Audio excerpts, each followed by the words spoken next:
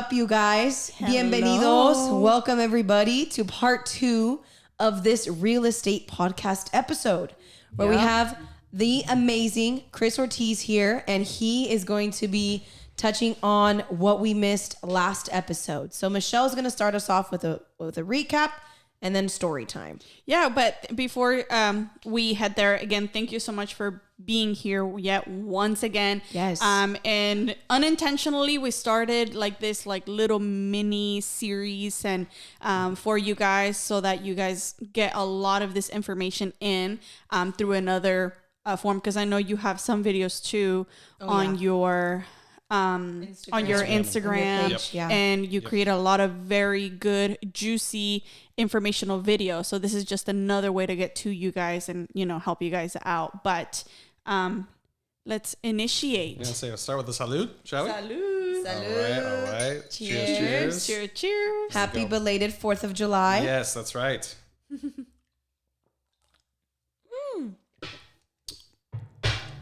All right, you guys. I'm excited for this episode. I am too. I feel like it's going to be just filled with information like last episode. Mm-hmm. Yep. And Agreed. Our credit episode is just going to be loaded. Yep. Lots of good value. Lots of good value. Lots of good value. Lots. But all right. You have a story for us, right? Yeah. We're gonna start off. This is not real estate related. This is get to know Chris time. This is to get to know Chris, and the first time I ever used the word, I think it's a Latin term called way. ¿Qué onda, güey? ¿Qué onda, güey? ¿Qué pedo, güey? ¿Qué onda? ¿Qué onda, güey? Yeah, exactly. So the story on this is I used to work for Amy's Kitchen. You guys know where that is? Yeah. Over there on North Point in Santa Rosa. Used to work there, and that's where I learned the majority of my Spanish. And part of that was I learned a lot of slang terms, and that was way. Mm-hmm. So one day I went to my grandmother's house. I was showing up for lunch, knocked on her door, and said, I think I said "que onda, way" or something like that. Not thinking anything of it whatsoever. You know what I mean? I thought I was just joking around, and she very lightly just tapped me on the cheek and said, "No hablas así conmigo." Or something. Con tu abuelita. No hablas así conmigo is what she told me. Oh, conmigo. I think, yeah. Oh, wow. Yeah. And then anyways, shortly after, my mother told me what exactly that meant. And not really that appropriate to greet your mother in that. Absolutely not. It's funny because I think that from our grandma's generation, even my mom, that's just not a word that you would use. Mm-hmm. It's kind of like dude. You don't what's up, dude? You don't say that to your grandma. You don't say that to your grandma. However, my mom's youngest sister, she's kind of in her mid-30s now, but all throughout her whole entire life, she used way with everything. Yeah. Or que pedo, she always used those terms. And so to the young folks, it's just such a normal way of communicating. Yeah. Exactly. And, I guess when you try to use that with an no. older person. Yeah, I would never say that to my grandma. My grandma would be like, ¿Y está aquí? Well, it's crazy because with my uncles, I do have a very, very compadre, así, ¿qué pedo, güey? ¿Cómo andas? ¿Cómo andas? Yeah, it's more chill. I feel like more I could chill. say that to my aunt. And then whenever they do something that is clearly not healthy for them or their bodies, I always talk to my grandma about it.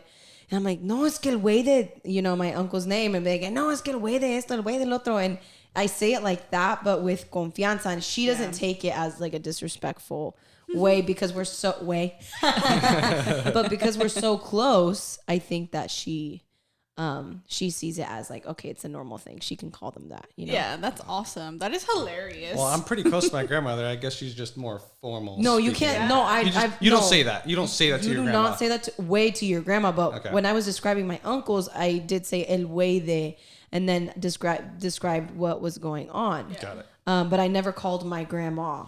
I wouldn't. Yeah, no, that's a big fucking no. I know.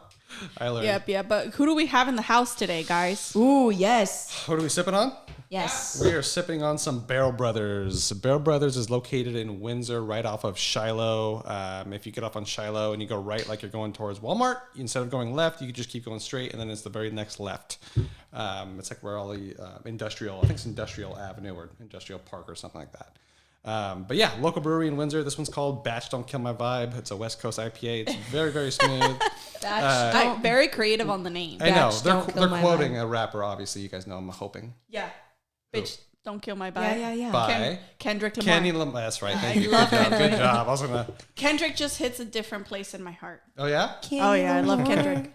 Love it. So yeah, that's what we're sipping on today. It's pretty Another good. local brewery. So if you haven't checked it out, I have not been here before, and I didn't know they existed. I'm not really around Windsor much, but we have to go try it. Hit the little gem. We will.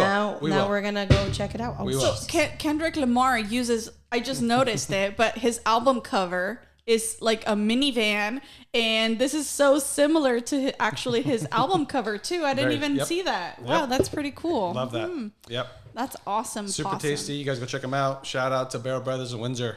Yep. Hell yeah. Okay, guys, so let's get down to business. All right. So just a quick recap of our last episode. If you're just chiming in, make sure that you go check the previous episode, the part one to this episode. But we have Chris in the house. So if you are, again, you're like, who was this guy again? Give us a very brief introduction. The best real estate you've ever heard of in Sonoma County. Hell There yeah. you go. He's a That's realtor. Easy. Local realtor. Done deal. Amazing. Gets the job done. Yeah. Handles his business. Absolutely. Yeah. Amazing guy. That's We're so happy awesome. to have you here. Thank you for having me. No, absolutely. So last time we were talking about what it really takes to purchase a home, and our emphasis was really first-time home buyers. And just a very, very brief recap of our last episode, we talked about, having the 3% down, a 680 credit score, and to factor in some of the closing costs. So Correct. If you have any further questions in that regard, make sure you go back and listen to the part one. But today we're going to pick up right where we left off. Mm-hmm. And we just wanted to see what were some of the additional key points that we might have missed in that episode. Yeah. And I know we had discussed a couple of them that we wanted to get more information. So what are some of those key points? I'll take it away. So so just to recap, you guys, the three main things is going to be 3% down, 680 of credit score minimum, and factor in some closing costs. Okay. The one thing that we did leave out from last time is going to be job security. That is a big thing that lenders look out for. Do you know what they prefer for the minimum to see? No, actually I don't. No? Okay. Well, 2 years might be my guess. Good job. Yeah, exactly. Okay. Yeah. So 2 years. Right. So whether it's you applying for yourself or if you're applying with your partner, a wife, or a husband, as long as you both have a 680 credit score and if you both have 2 years minimum of a consistent income that you can prove via pay stubs and or bank statements, that is a great start. Okay. Well, I actually have a question in that regard. Yeah. Because Christian had, for example, when we went through the process, he went through a promotion. Yes, Right. I was. Yeah. Yeah. Okay, So he went through a promotion where it was a huge, significant, increase in pay, right? Because he became the boss. And when you have, or even for someone who maybe just switched jobs or is considering getting a better opportunity, how would that impact you when you're looking for a home? Well, sorry. Changing your job in between that 2 period. So like if you're getting even if you're within your job, your company, and you keep getting promoted, but technically it's a different job title on your resume. It's usually not going to be. Now I see where you're going with this. Yeah. So for example, Christian's working at his job for 5 years. We just got into contract and he just got a promotion, kind of thing. Yeah, he just went through that, or wants to go through a promotion per se, or even. I say promotion because he's actually stayed within the company, but let's think about if you switched companies and got a pay bump. Right. If you switch companies, I'm not 100% certain on what the lenders would ask you for. I'm sure they're going to ask you for proof of some kind of letter from the CEO or somebody from HR from the company, just to clarify that you do currently work there and that you're fixed to work there for a certain amount of time. Oh, okay. Awesome.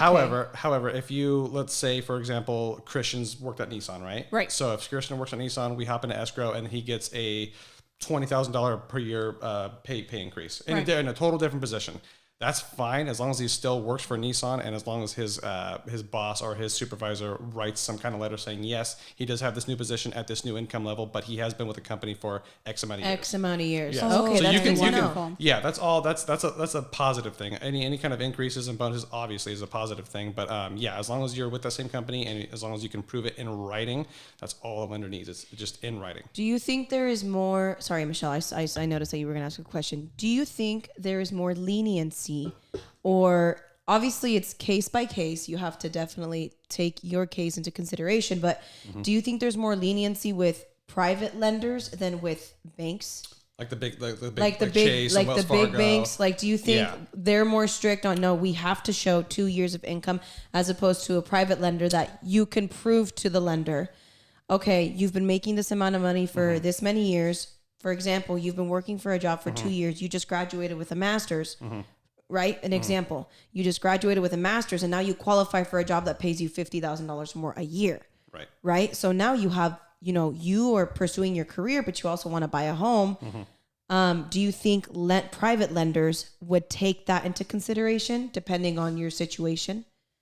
And I just want to say for those that are listening, while you think about an answer for that question, is that when we're talking about working with a realtor and then now you have a lender, the lender who you so choose to work with is the person that is going to help you, lend you for the mortgage and purchasing the home loan, right? Correct. Yeah. So I just wanted to clarify that. Absolutely, yeah. Totally.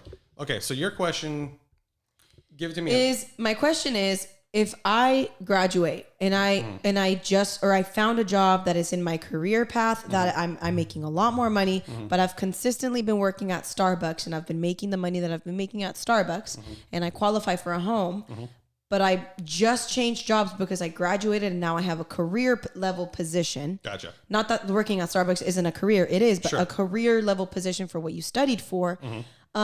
Do you think private lenders could potentially take that into consideration of like, okay, you're moving forward, you're moving up in your life.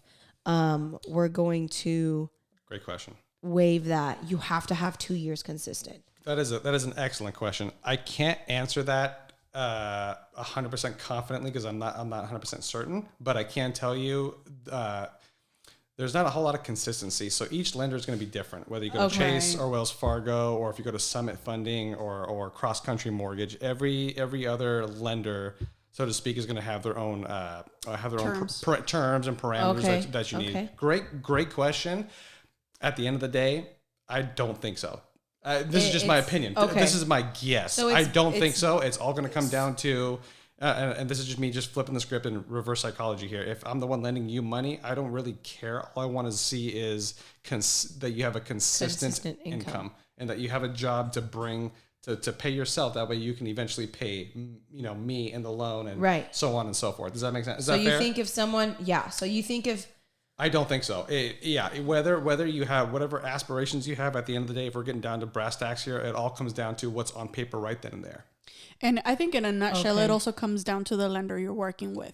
Yes, 100%. Yeah, some lenders, some lenders. I mean, we experienced that together. Some lenders can be very, very conservative, and then you can have other lenders who are the complete opposite. Yep. And with that, if I can bring up, it kind of goes hand in hand with that, and we can come back to that particular scenario. But this all has to do with the pre-approval. Right. So I wanted to see if there is any way possible where you can help us break down what is a pre-approval and why is it important. Absolutely. Yeah. So what's a pre-approval? That's the question.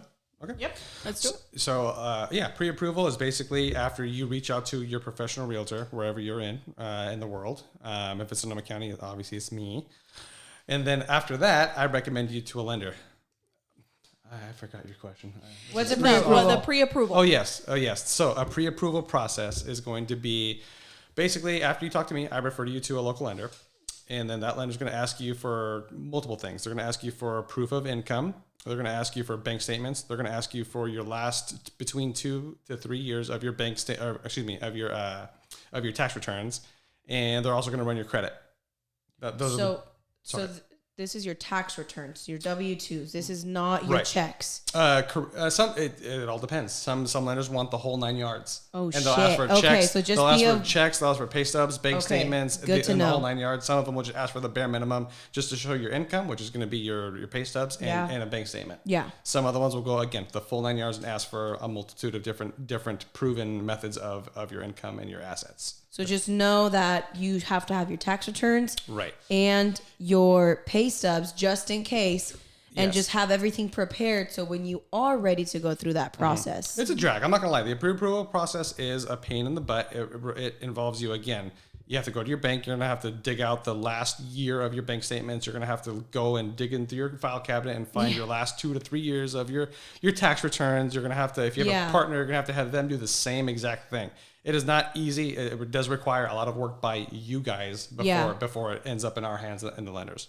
And one recommendation for that, I think, would definitely be if you do your taxes through TurboTax or anything like that, H&R Block, everything's digital now. So you can have all of your returns digitally. If you get direct deposit, you have all of your pay stubs, and you can ask your company that you work for a full breakdown or printout of all of your pay stubs for the last 2 years, and they'll give them to you. Yeah. How was your process for the pre-approval? So going back to the previous scenario that I was talking about and the importance of finding a good lender, right? I think it all has to do with going and doing your due diligence of finding who is going to work with you, right? Because Christian and I, before, when we were in the midst of finding and working with you, we were also talking with a lender, right? So when we were talking to this person, I don't want to be giving any names, right? We got quoted based off, and this person, I'll say the gender female because I'm going to say she went based off the W-2s. And the W-2s are basically, what they do is they take what you made the last 2 years, and then I'm assuming they average it out, or depending on how they do. Well, I mentioned that Christian got a promotion. Oh, okay? Yeah. Right. Yeah. So Christian got a promotion, which his last 2 years, you know, based on where he was at the time, let's just say last year, is a huge difference of pay, you know, because he became the boss. He moved up. Obviously, that comes with a huge difference in income. So when we went and she went based off the W-2s, she gave us a pre-approval. And the pre-approval is basically what, you know, they can loan you on, right? Right. They did that very conservatively, considering, you know, the amounts. However, Christian was like, but I can technically afford more because now this year I am on track of making at least double what I make, you know? And she was like, right. However, we are going based off the last 2 years. So she was conservative. Yeah. So technically I would not have been, if I would have decided to go with her, I would not have been able to purchase, or we would not, I say I, because I'm right here, but I say Christian and I would not have been able to purchase this home because this home was literally $5,000 above that pre-approval notice that she was giving us. And then that's when we decided to talk to you. You recommended us, you know, Christian Sharma with Summit Funding in Petaluma. Yep. Ooh. Yep. Okay. So he check him out. Check him out. He recommended us to go to him, and sure enough, everything worked out so much. I mean, we got the pre-approval was a huge chunk of a difference. I have one more recommendation for a lender. I remember that. Sorry. If you guys ever need to buy a home or anything, just call me. I'm also a lender. I'll lend out bendiciones, and I'll make sure that you get enough blessings in your life so you can buy a house, okay? And it's free. My lending of blessings is free. But it's a funny story about lenders, really quick. Side note. I live in Grayton. So there's a gas station on the corner of Cleveland and Marlowe Avenue. Just kidding. There is no corner of Cleveland and Marlowe. But there's a gas station, and I always go pump gas there, and I see this fucking sign, hard money loans, or hard money John. And he's a hard money lender. And then I think it's John the money guy. So there's like two signs with the same phone number written in Sharpie. And then I had seen those signs up for a few weeks. And then I was driving through Sebastopol and I started seeing a bunch more signs. I was like, damn, he really wants to loan money. So if you guys ever need a lender, call this Hard Money John guy in Sebastopol, California. It was pretty funny. Me and my sister were cracking up. We're like, we're going to call him, see if he wants to be our sugar daddy to pay for college and all the fucking San Francisco rent we have to pay now. Did you call him? Okay. Not yet. Good. Oh. Damn. Oh. I'm just trying to figure out why you were like, oh, damn.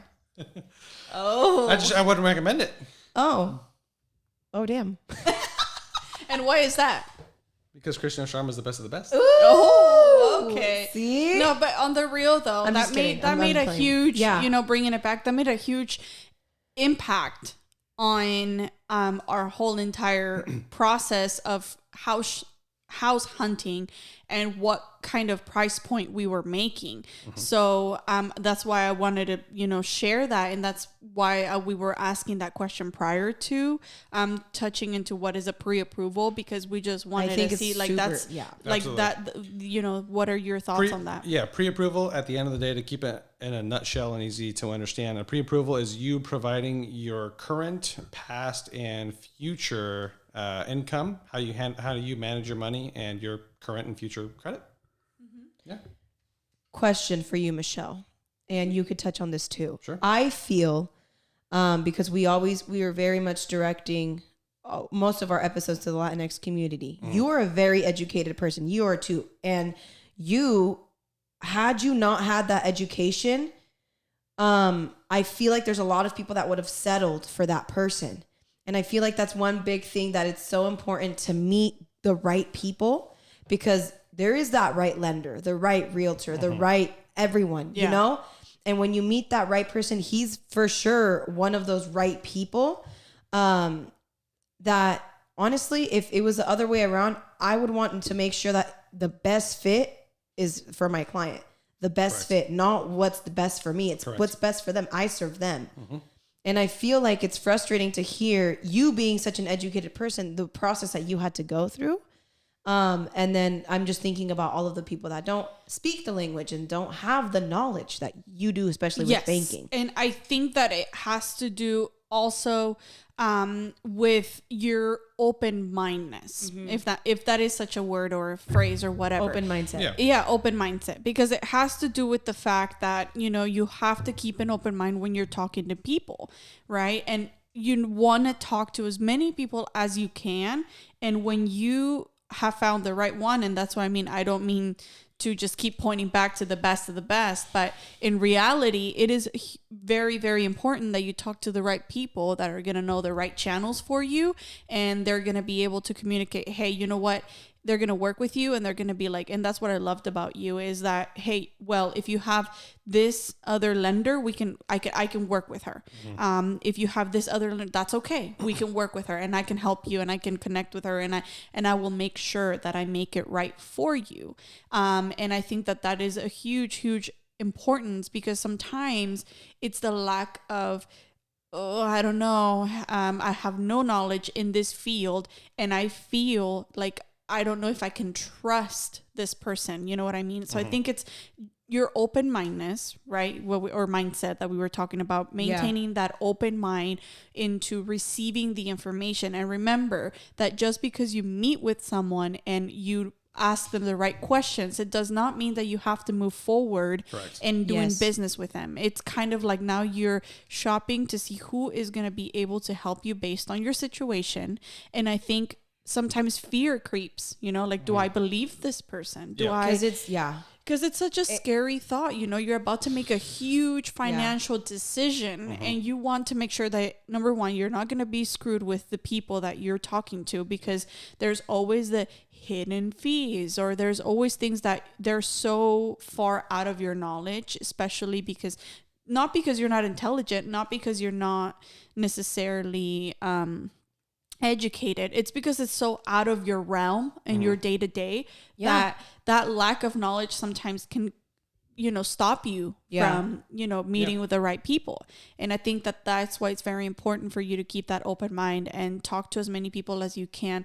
And oftentimes, if the person that you're working with is not getting you what you want, just remember that if there is a will, there is a way. And there's more people and out there's there. more people out there. And you just yeah. have to find, you have to keep looking. And that's, again, what I loved County, about you. California. You made my job so much easier. And I remember, you know, like I showed up, I took notes. I was like, I'm ready. I remember that. I do I was remember like, that. I am ready because I have so many different questions. And, you know, to be quite frank with you, since, you know, we're being brutally honest and, you know, we're all about, you know, being brutally honest Absolutely. and just sharing our opinion here. Yep. And I think you have also that, you shared that in the last episode.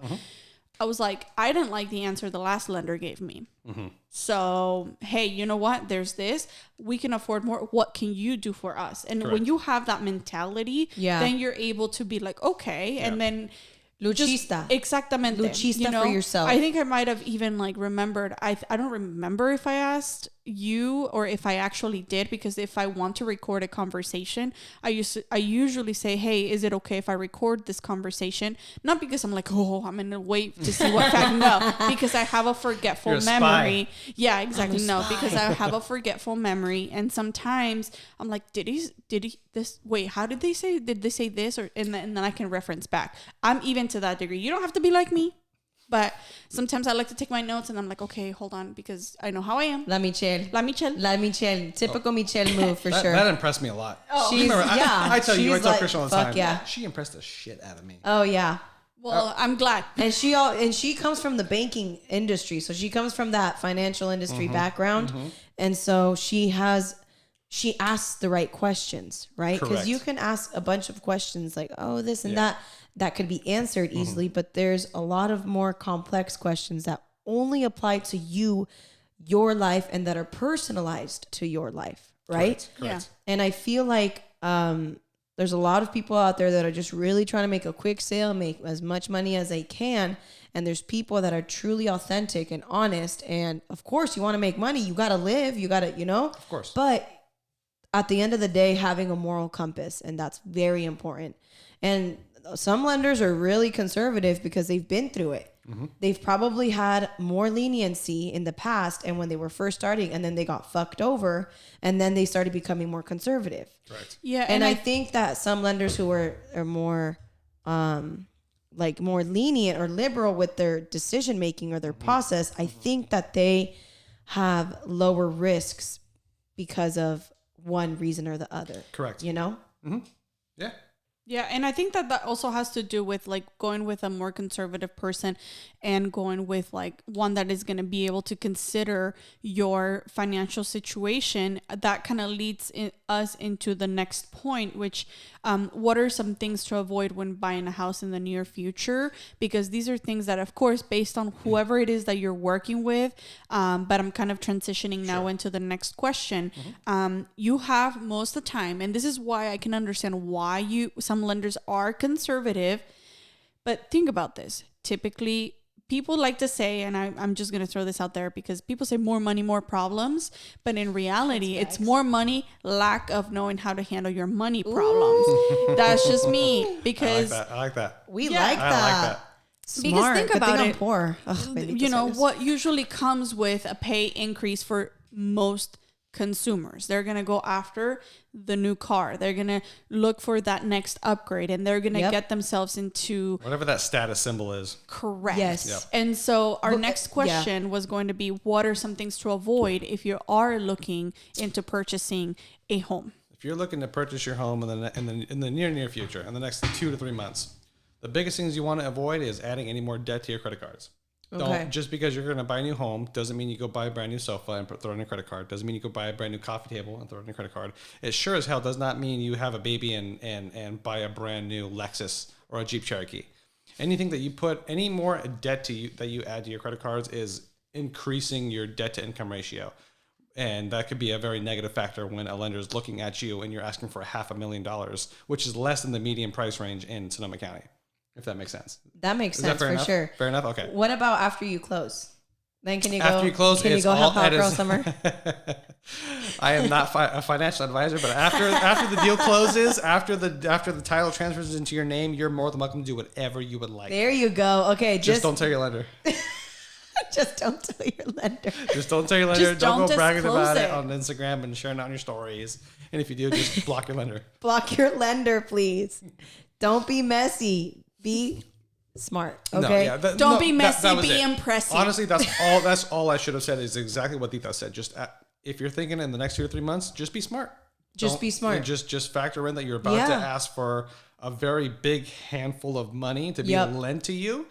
Be very wise on what you throw on your credit cards and what extra debt you throw on your credit score. Yeah.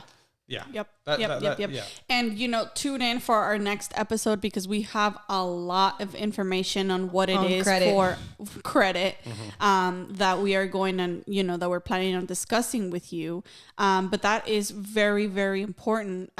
Like what you were saying is if you don't want it to show into your debt to income ratio and if you don't want it to show on your report because you are going to be asking for a huge lump sum of money. And I remember, thank God, that at the time we decided, not to put my name on the loan at the time because it was what worked for Christian and I strategic wise. But I remember that, having a car, even if you can show that you can afford it, it was such a huge deal when it came down to lending that you were like, well, what do you mean? So I have this income and then I have this car. I still can afford the car house. Payment or the house or exactly. I'm sorry. Yeah. The house payment. However, because you are asking for the long term, they, Correct. it just displays a liability. Exactly. It's a liability to them. And so they don't want to see it. Correct. They want you to be as low risk as possible. They don't just factor in the car payment. They factor in the full coverage insurance. They factor in the inflation with gas about to be over $5 a gallon. And So they factor in all that stuff. And the type of car you have too. You could be financing a G-Class Mercedes, right? Is that what G-Class Mercedes, or you could be financing like a Honda or an AMG. Yeah, and even me, I haven't even done it yet. That's right. I want to. Yeah. Lord knows I want to. I know. I think about it every damn Friday. I'm on my way home, but I have. He knows his he has his goals and he keeps his mind focused on the greater prize, greater good. And he knows that making that move right now, not because he cannot afford it, because making that move is going to possibly cost him, setting himself. Correct. Exactly. Right? Correct. Yeah. Exactly. You are leading by example, which is amazing. Well, I can talk all I want. If I don't walk the walk, then what good am I to my viewers, right? No, don't get me wrong. Sure. I would love my AMG, but at the end of the day, AMG. In 10 years, I'll have my AMG and then some. There you go. And that's not out of cockiness, it's out of confidence. Hell yeah. Out of hard work and your work ethic and all of the and just product having a plan and sticking to it. Yes, exactly. That sounds amazing. So with that being we missed one point. Oh. I think you're gonna touch on it. What's the definition of one term that we said we were gonna talk about? Escrow. That's coming next. Up. That's coming up. That's perfect. Okay, wonderful. I want to make sure that we clear some of these things before we dive into escrow because I know we mentioned that because all this is pre-escrow. Yeah, so this is all pre-escrow. So pre-approval, your job security, all of that, it's in the process of purchasing. Yes. Yeah. Now we're going through that process. Okay. Yep. So if I am looking into buying a house, let's just say in general, how soon or how much time in advance should I start talking to a realtor or a lender? Great question. I do want to ask you this because I know when Christian and I came to you, we were ready to buy a house. Correct. But I know you also mentioned a story of someone who reached out and just said, hey, I want to buy a house. I have no idea when I'll be ready. I don't even know if I'm going to be ready. And then this particular individual ended up actually, because they reached out to you, they ended up purchasing their home a year after. Right. I don't know, if you can just share, that's just a little bit of perspective and time frame. And if there is a right time frame, because I don't think. Like a right time to buy? Yeah. To start talking to a realtor. To start talking to someone if you are looking. Yeah. I think, and every situation is different, obviously. If you're a lady and you have a husband, or if you're a husband and you have a wife, and you guys have both had consistent income, you both have been in your jobs for 2 years, you're about to have a baby maybe, right? Start a family, No baby, right? Yeah, right. Right. Your cars are paid off. You have good credit scores, right? At that point in time, if it's right for you, then it's right for you. You know what I mean? But it also depends on, and when I get asked this question, that's the biggest question to answer, right? That's the hardest question to answer. But it's also the $1 million question, and I need to be prepared to answer it. And it all depends on what your goals are. If you are going to purchase a home and sell it in the next 5 years, it's going to be a lot different compared to if you're planning on purchasing a property, not being greedy and being patient and waiting until the right time is to sell. Then that's a different story, right? Yeah, you have aspirations of what's called building equity and growing in real estate over time. Right? Is it fair enough? In terms of being ready to speak to a realtor or a lender, would you say that they have to have maybe a basic... have you been approached by people who really aren't ready in the past? Like they're like, oh, I want to buy a house in like 6 months. Absolutely. Is I mean, but they 6 months probably need like guidance, right? Yeah, Right. That's exactly what they need. And what I usually do is we obviously talk to me. I find out what their aspirations are. I find out what their current situation is. And if I know that they're not ready, if I know that they haven't been at their job, or if I know that they just don't have enough money in their savings account, I won't just tell them, hey, go talk to this lender just to get disappointed and put a bad taste in your mouth. You will be honest. I'll guide them. I'll be honest with them and tell them, hey, I am not a legitimate lender, but I will tell you this is the foundation you will need. Yeah. And then I'll what we talked about already. Yeah. Exactly. Yeah. And then I'll basically find out what their aspirations are, when their goal is, and how fast they want to move into a property. I'll plug that date into my calendar, and I'll plan on following up with that person until they. There you go. Yeah. That's a great answer to that question. Right. Yeah. I think a lot of people in the industry, they probably get frustrated with people coming and not being prepared, but it's like it really isn't a lot of education on things like this. Yeah. You know, there is clearly a lack of preparation for a lot of people, including myself, of not really understanding the main core things that you needed to buy a house. Right. And I had an understanding of it, but the definitions and the details, it was just not there. And I think when you have access, or when you're listening to podcasts, or you're able to have conversations like the one we're having now, it's really nice because you can not only have a discussion about it, but teach others while you're learning. Right. Exactly. And that's a beautiful feeling. Exactly. 100%. Yeah. So it all depends. It all depends on you, your current situation with you, your family, your kids, or your future kids, and what your aspirations are.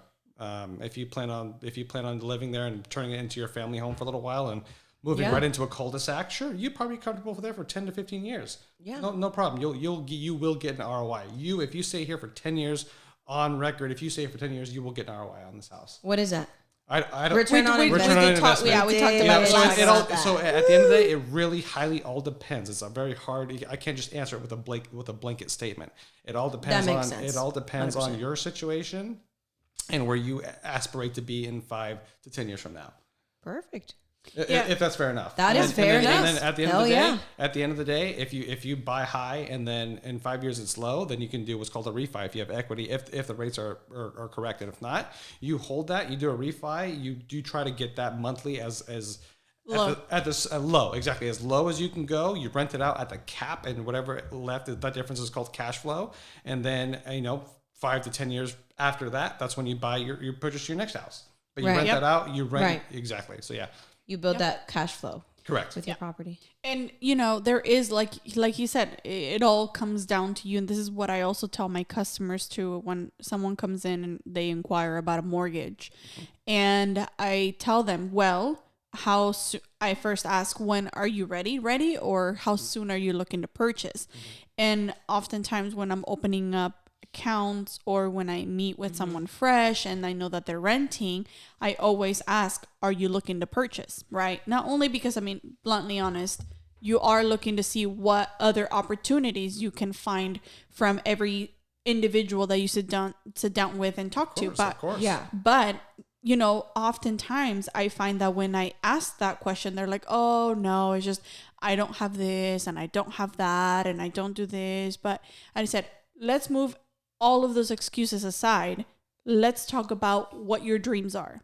Would you love to Right. own a home? Right. Like, what are some of those Yeah. aspirations that you personally have, and would you like to purchase? Well, yes, of course, it would be a dream, and da, da, da, da. And I'm like, okay, well, you know, that could be you a year from today. That could be you 6 months from now. You Yeah. don't know. I always tell them, you can always meet with you know, I'm at the bank, so I'm going to just use it like I'm at the bank. I always tell them, you can talk to a mortgage lender, have them process your application like you're ready to purchase a home, and see where you're truly at and what your pre-approval letter comes out to. And what are some of the things that are potentially stopping you from buying that home of your dreams? And that could be your focus in the next 6 to, 8, 12 months for you to work on, whether it's better or increasing your credit score, whether it's getting rid of that loan or that car payment that it's holding you back, paying that off. Maybe it's building that savings account, because most people, like we talked in the last episode, most people think that they have to have large lumps of money. Right. And we talked about you only need the 3%.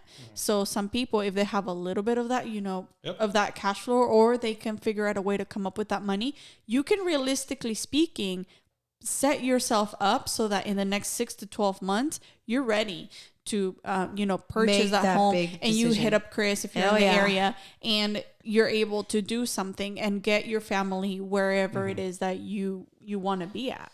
Yeah. A lot of it comes on you too. It's not just the professionals. It's not just the realtor. It's not just the lender.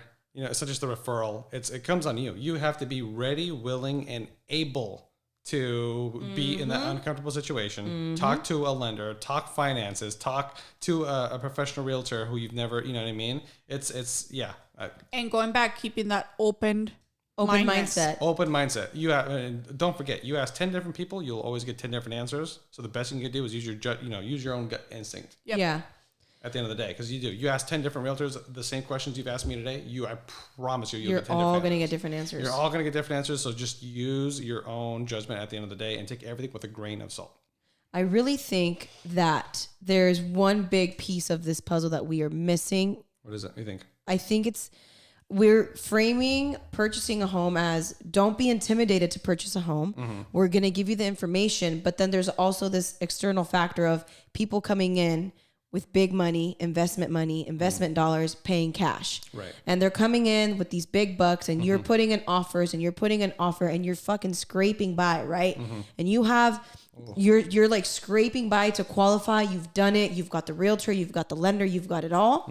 And then someone comes in and whops the fucking cash down, and you lose that sale. And I think that's a very big issue too, especially in a place like Sonoma County. What do you have to say about that? I want to piggyback what you're just saying. What do you have to say about that? As the selling perspective, does it really matter what is coming to you? Because at the end of the day, the lender is going to pay you, the cash person's going to give you a cashier's check, or all of these things are going to still be a factor. So that's just something that, on the other side of things, does it really, really matter? Does it highly impact if you're coming with a lender or with cash? Great question. Yes. If you have an all cash offer, that gives you a lot more leverage. If you have an all cash offer, there's two contingencies that you can remove from your offer, and that is a loan contingency and an appraisal. And that is 2 out of 3 contingencies that every seller on this earth loves to see removed, because it's basically a done deal. You write your offer at the amount. If you have any inspections, that's the only contingency. And they can go up. They can clearly offer, if they have the fucking cash for it, they can clearly offer more than the asking price. Correct. Much more, and outbid everybody. And I think for a lot of people, locals that want to buy, that are currently renting, young people of our generation, I think they're finding it very difficult to do that, because especially after the pandemic too, you got to take into account hella people from the city. They got to work remote permanently. So they're like, fuck living in the city, fuck this, paying 4 city, times what we're paying four here. times what we're paying here. I could take all of my savings out and smack half-hour drive, 45-minute drive, $2 million down on a home, no problem, like no one's business. And I have this city job, and I have this big, more than 6-figure job, and I could definitely afford it.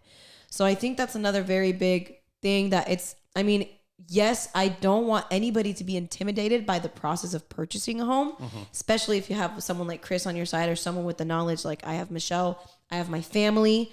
Everyone in my family is very knowledgeable about housing too, like construction and renos and all of that, and real estate. And I think that it's really important to not give up. Correct. Because it could be fucking draining. But if you are set on your goals, don't give up. Keep going, because the right house will eventually be yours. Yeah, and I think that that's a huge key point into when you decide whether you have the lender pre-approval letter or you have the all cash. Like you said, these are things that I guess are going to impact escrow. Correct. So, what is escrow? What is escrow? What is escrow? Yeah, nice. what is now we're here. We've arrived on escrow. ¿Qué es escrow? Here we go. Yeah, ¿Qué es escrow? So escrow is a point in time during the transaction after you write your offer and once the offer gets accepted. Once your offer gets accepted, you are in what's called escrow. The standard escrow in Sonoma County is 30 days. Okay. Currently, that may have moved up just due to the heat of the market, maybe 35 days. Don't quote me on that. But yeah, standard California escrow is 30 days. During that 30 days, a standard escrow has 3 contingencies: an inspection, appraisal, and loan. So, if you let's say on this scenario, that makes a lot of sense. Great. If let's say you're not writing an all cash offer and you don't have, let's say this house is worth $600,000. Let's say you don't have $600,000 just in your bank account chilling. Right. You're going to talk to me. We're going to get you in touch with a lender. We're going to get you pre-approved and all the 9 yards. Once we do that, we write the offer, and during escrow, once we get the offer accepted, there is 3 contingencies. Again, appraisal, loan, and inspection. The first one is inspections. That's the biggest, most important one. And what are inspections? Inspections is the structural of the house. They inspect the roof. They inspect all of the roof inspector. Oh. Yeah, so we hire a roof inspector. You guys have to hire all types of different inspectors to come. Correct. Yeah, there's not just one inspector. Correct. Yeah. Yes, exactly. The plumbing inspector, the roof inspector. So the most popular inspections is 3. There's a home inspection, which is called a general home, and they generally inspect everything from the floor to the plumbing. They run all of the faucets. They're going to come. If a home inspector went into your house, they're going to run all the faucets. They're going to check all the exterior. They're going to check the electrical. They're going to make sure that everything's ship shape. Make sure all the drainage is draining properly, and there's no slow drainage or anything like that. Yeah. The pest inspector, everything wood. They're going to come with a big old probe and probe the outside, probe the exterior siding, and just see where anything's soft. And if any wood is soft, usually there's dry rot. And then after that comes the roof inspection. Roof inspection, and a new roof can be upwards minimally of $16,000 or more. So that is probably one of the biggest inspections that we conduct is the roof inspection. So if depending on these inspections, if something, I have 2 questions for inspections.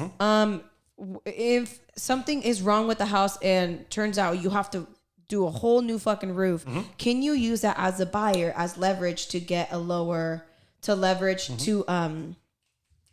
price or get some credits? Yes, to get some credits. Excellent. That is the excellent question, and the answer is yes, 100%. Okay, you can negotiate. That's the word I was trying to use. I say this on the record, and I say this to all my clients. Anytime a seller, don't forget this. Anytime a seller does not do their preemptive market inspections, always shoot themselves right in the foot.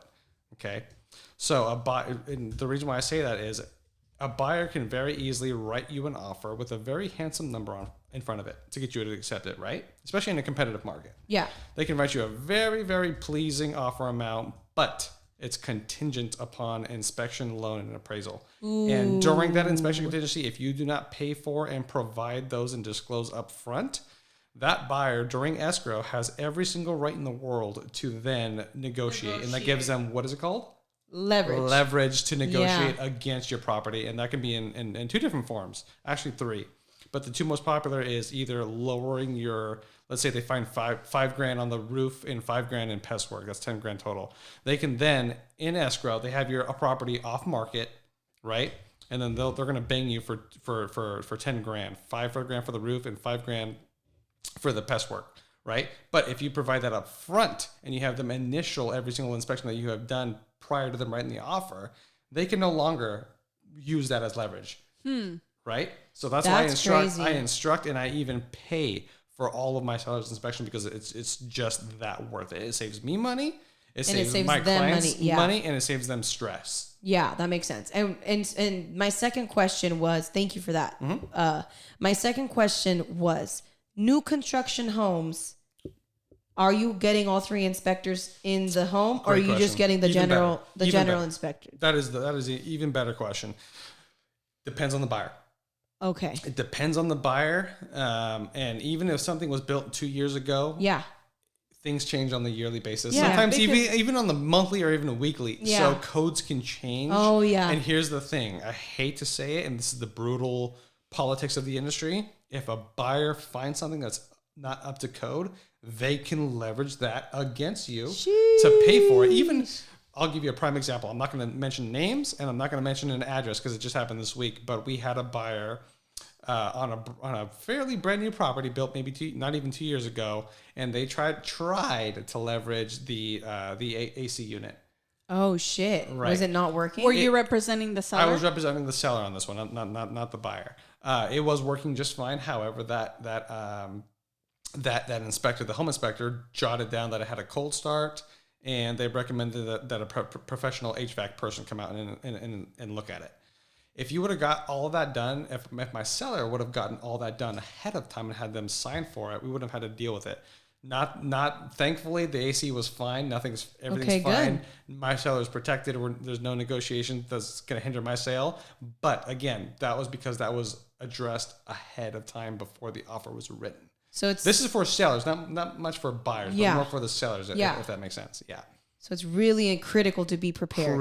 Preparation and information is fucking key. Both buyers and sellers, on both ends. So first home buyers, second home buyers, whatever, preparation is key. Correct. And the good news is that he does both. Yeah. Exactly. So I can, and it's good because I can flip the script, and if I'm talking to a seller and sitting at their dinner table trying to sign my listing agreement with them, I can quickly flip the script and say, hey, if I was a buyer agent on your property, this is what I would do. This is the route I would take. He knows how does that sides. Make you feel?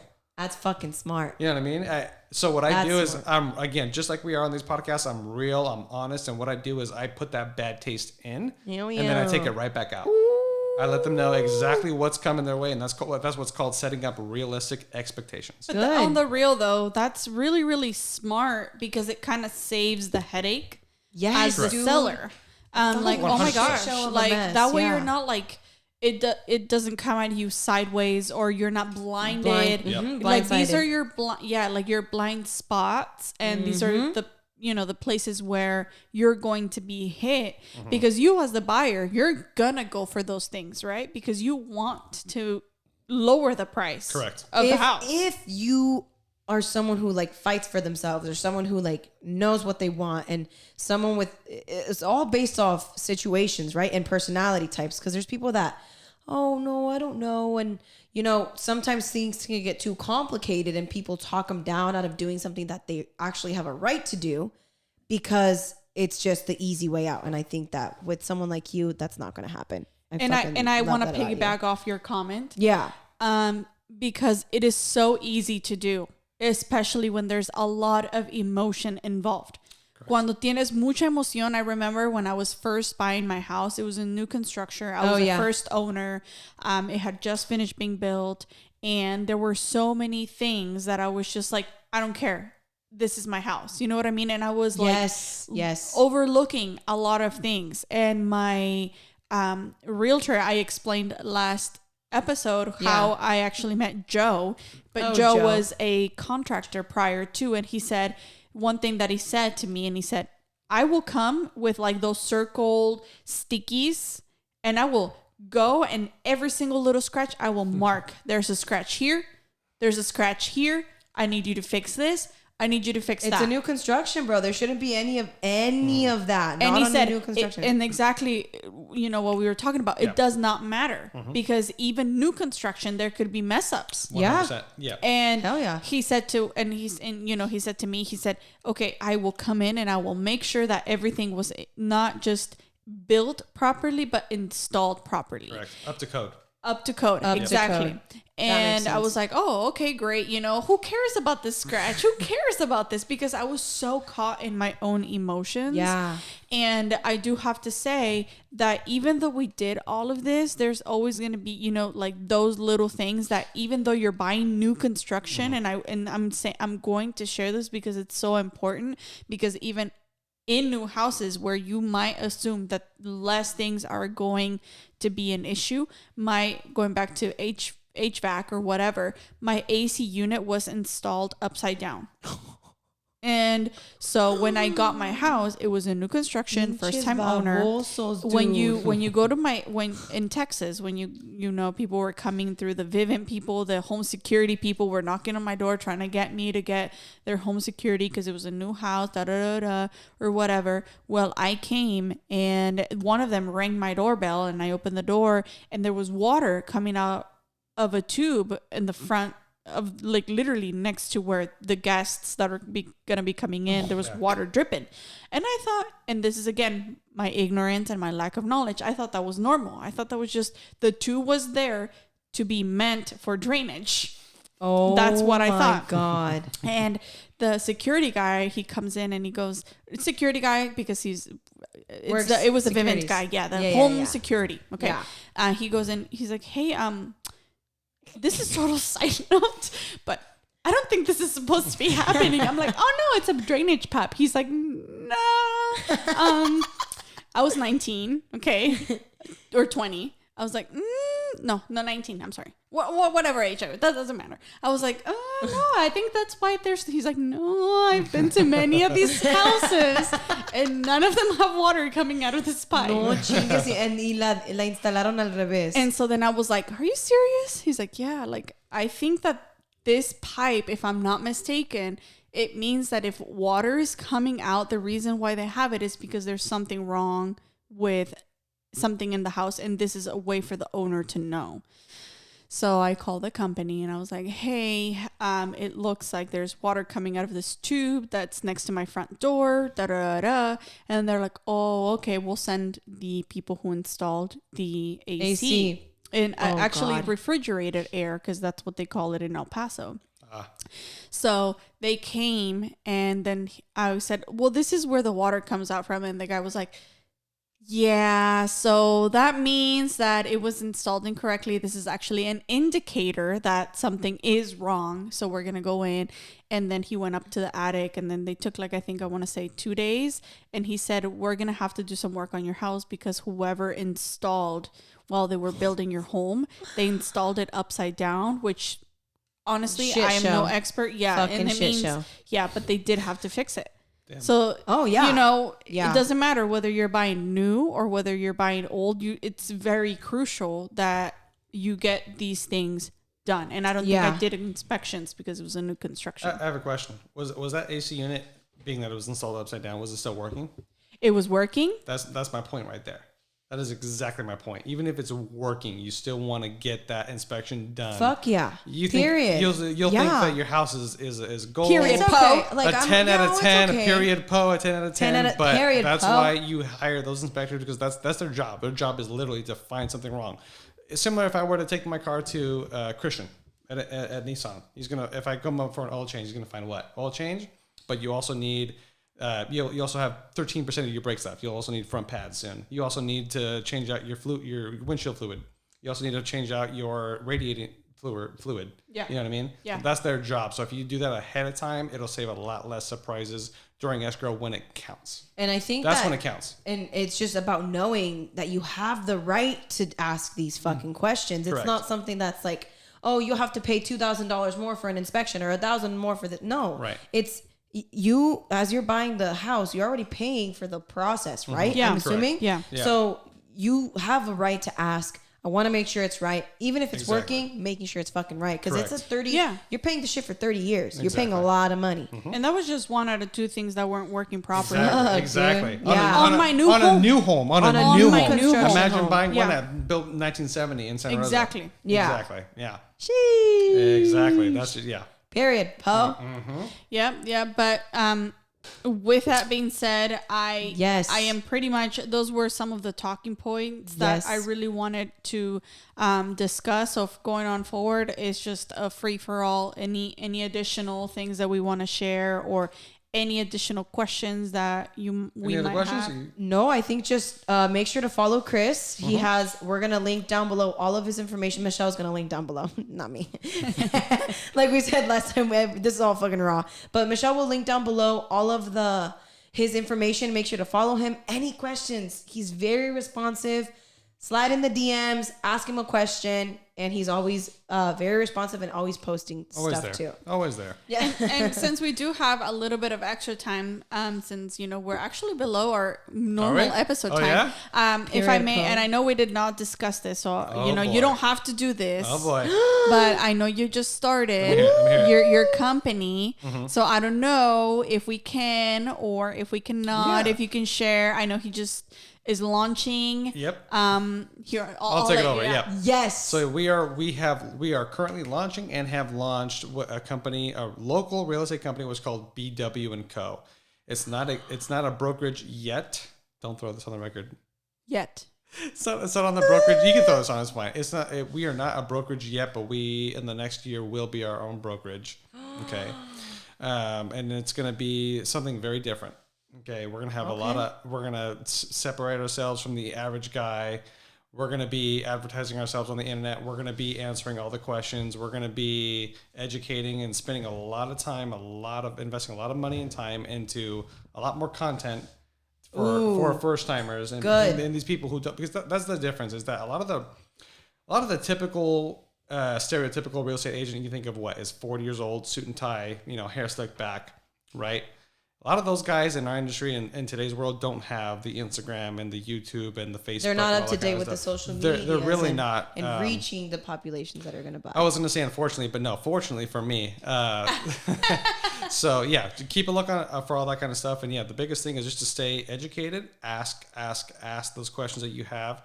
And nothing great comes easy. So just keep your open mind. That is awesome. Go into it with an open mindset. And you have that page up and running already. Yes, and make sure you follow it's up and running. For sure. Yeah, we'll have a lot more swag giveaways and stuff coming up pretty soon. Yes. And yeah, we'll just keep a lookout for BW & Co.